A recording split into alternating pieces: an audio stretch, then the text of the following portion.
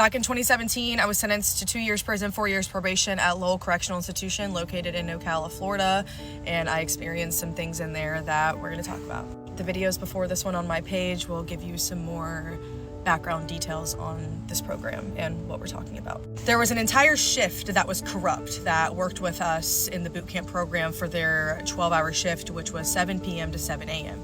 The night shift is primarily a lot easier for them because as we are boot camp, we are already PT'd since 4 a.m. all the way up until 7 p.m. So come 8 o'clock, we're supposed to be in bed ready to get back up at 4 a.m. for this program. But this shift had no regard for that, so when they came on at 7 p.m., they would make us do some very weird and heinous things in and outside of the dorm. And when I say that, I mean it with a purpose. There are cameras on the inside, but there's not cameras in the yard on the outside, at least where they were making us do these weird things. Everything they were doing to us had nothing to do with the program, and eventually that's probably why they ended up getting fired, right? But they just took everything to another level. If me and the 3 other girls were not throwing up or crying or on the verge of one of those two, then they would try harder and harder until they got to one of those points. So I'm gonna give you a picture to paint in your head. There are 4 officers and they are sitting in lawn chairs basically in the yard of the prison. It is dark outside. There's nobody else on the compound because they're all in their bunks sleeping, including officers who are watching over them. So we are the only ones outside at this time. We are dressed down, not in our prison blues anymore, but in our nighttime outfits, which is like gym shorts and a white t-shirt. And they would make us do things like lunge up a hill and then roll back down. There was a hill right outside of the dorm that we cohabitated in. And this hill was one that we used over and over again, night after night. And there were times where these officers would keep us up until like 4 a.m. Mind you, we have to get up at 4 a.m. like I already mentioned. So we were up for like 48 hours at a time because they were just loving the abuse they were getting out of us. And if you don't know as well, when these officers work in these shifts, they work like 3 days in a row.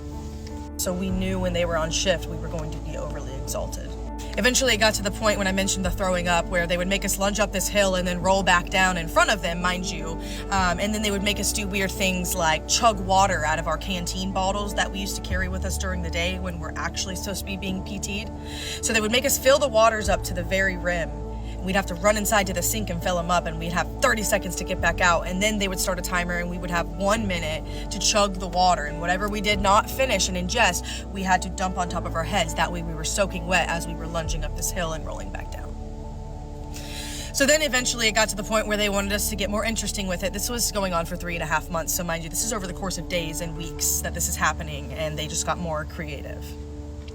They would make us hold on to each other's legs so that we were like one big person as we rolled down this hill so we could roll together at the same speed. And then eventually they made us chug so much water over and over and over again as we were lunging and rolling that we would start throwing up. And then we would throw up, and then eventually got to the point where we got so used to it month after month that we stopped really throwing up from the water, and we had to force ourselves to throw up or else they wouldn't let us stop. So we'd have to turn the other direction and put the fingers down our throats so they wouldn't see, and then eventually they caught on to that and had to find something new for us to do. All of the things that they made us do were very embarrassing, but I haven't even gotten to the part that ends up getting them put under investigation.